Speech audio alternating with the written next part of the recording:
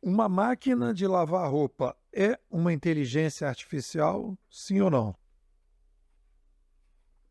Eu tenho aqui um aparelhinho que eu coloquei em cima, ele é USB, em cima aqui do galão de água, e ele enche 1,5 litro de água e para. É uma inteligência artificial, sim ou não? Aí a gente entra nesses problemas que a gente tem, que a gente opera, e é natural que isso aconteça, nós operamos no vocabulário corrente. A gente usa um vocabulário corrente que a gente não percebe, que a gente repete, que a gente meio que vai entrando no efeito manada e vai repetindo. Qual é o trabalho que a gente tem que fazer quando a gente quer inovar, quando a gente quer mudar? A gente passa a revisar o vocabulário corrente. Muito do trabalho que um terapeuta, um psicólogo tem, quando ele vai fazer uma, uma análise da pessoa, ajudar a pessoa a melhorar, ele vai fazer um trabalho de revisão da forma que a pessoa fala, fazendo uma acupuntura para que a pessoa fale de forma diferente e a partir daí ela consiga revisar a forma que ela pensa. Quando a gente vai analisar, e aí vamos pegar como exemplo, e aí eu diria que a gente tem que se preocupar com a forma que a gente fala, e a gente tem que ver se esse vocabulário corrente ele está mais ajudando do que atrapalhando. Eu já contei essa historinha, eu fiz uma brincadeira aqui com o pessoal do açougue, peguei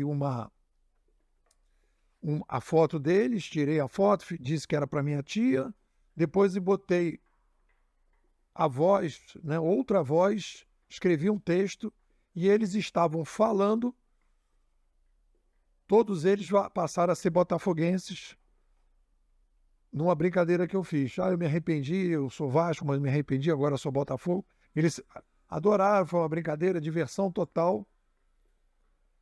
E aí, naquele momento, eu disse que aquilo ali era uma inteligência artificial. Quando a gente vai pegar no Google o conceito de inteligência, é a capacidade que a gente tem, né? É a competência que a gente tem de refletir, de aprender. E aí a gente está usando o conceito de inteligência, que é o aprendizado, para determinadas coisas que não têm, teoricamente, um aprendizado. O que eu estou fazendo? Eu, quando vou programar uma máquina, e aqui no condomínio tem uma máquina de lavar roupa, eu vou lá e digo, olha, eu quero X minutos para enxaguar, X minutos para centrifugar, X minutos para secar. Aí eu deixo ela lá. Existe uma inteligência ali, porque ela vai atender e vai responder a essa resposta.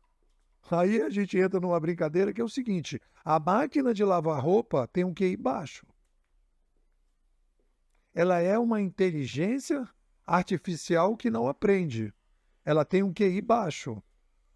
Ela trabalha, se a gente fosse fazer uma brincadeira, ela trabalha com a mente 1. Ela não aprende, ela não repensa. Ela tem um QI baixo. A máquina de lavar, esse equipamento que eu botei em cima da minha garrafa, o QI é baixo, mas é um tipo de inteligência. E aí, para a gente poder trabalhar, olha como é importante a ideia da gente rever os conceitos, rever como a gente fala, a gente precisa adjetivar o que a gente vai chamar de inteligência artificial para separar bem.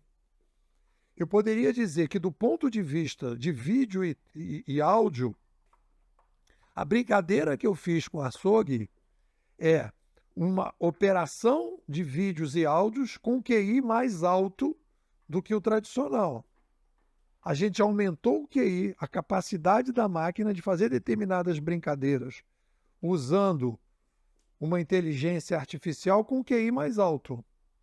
Mas aquela máquina que eu coloquei, aquele aplicativo que eu usei para fazer com que o pessoal do açougue dissesse que era botafoguense, é um QI mais alto, mas não é uma inteligência artificial aprendiz.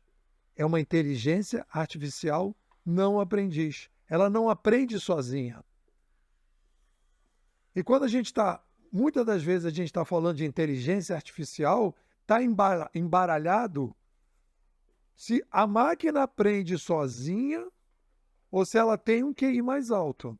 O chat GPT, ele aprende sozinho? O que ele aprende sozinho?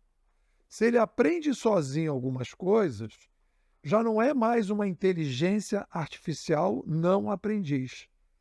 É uma inteligência artificial aprendiz. A inteligência artificial aprendiz, ela vai a partir digamos, ela vai a partir do que vai sendo colocado, ela vai aprendendo e vai mudando. Ela pode ir mudando, inclusive ter, como eu acredito que vai haver, né, pessoas que vão, junto com estes equipamentos, ter uma conversa mais top para que aquele aprendizado seja cada vez mais sofisticado. Então ela vai conversar, e aí eu coloquei aqui a ideia de uma terapeuta artificial, né, um psicólogo artificial que vai ajudar disruptores a terem mais sabedoria. Então ela vai identificar que a pessoa é uma disruptora, ela vai ter toda uma série de sugestões para que a pessoa tenha uma vida mais adequada, ela vai conversar com essas pessoas, ela vai receber os resultados, ela vai perguntar, ela vai fazer perguntas, ela vai ter um formulário. Você fez aquilo que a gente fez, o que você achou, não sei o que, papá. Ela faz uma estatística daquilo tudo e ela vai aprendendo, vai melhorando e vai ter alguém que vai, no meio daquele caminho todo, aperfeiçoando esse processo. Então a gente vai separar a inteligência artificial não aprendiz, com QI baixo, como é o caso da máquina de lavar, como é o caso aqui do tirador de água, como é o caso aqui da Zesa, que é o meu robô. Eu tenho um robô que aspira pó, que ela não vai na tomada e que ela também não tem um GPS para limpar a casa toda a partir de um critério.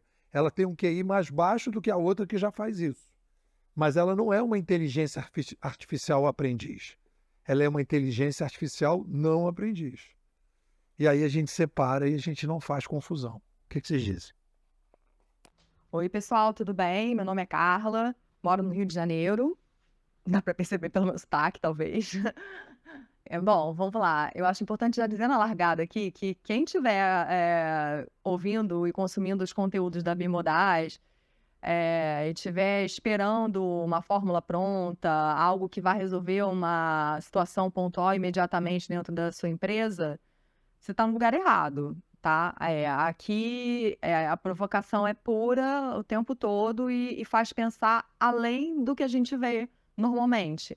E eu falo isso com muita propriedade porque eu recentemente terminei um mestrado em RH e meu trabalho foi justamente voltado para os treinamentos de desenvolvimento e capacitação nas organizações.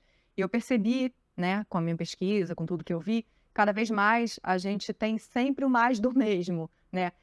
Treinamentos prontos, aqueles, entre aspas, enlatados, coisas que obrigatoriamente seguindo tendências, independentemente do segmento, a gente acaba vendo que as pessoas estão tentando falar a mesma língua, entregar as mesmas coisas, as demandas estão sempre muito parecidas. E quando eu esbarrei com o conteúdo, foi justamente quando eu estava tentando validar uma das referências bibliográficas lá, né, algumas das referências que eu estava considerando, e eu achei importante validar ouvindo a opinião de outras pessoas sobre aqueles temas. E aí foi quando eu conheci a Bimodais e fiquei viciada e começou a fazer parte do meu dia a dia e me complementa cada vez mais, porque me faz ver além do que a gente tem pronto, né? Então é como se fosse uma discussão sobre temas, né, o tempo inteiro, provocando o tempo inteiro uma desconstrução de algo que já foi dito e teorizado e comprovado. Então é muito bacana. Isso para mim é pura ciência.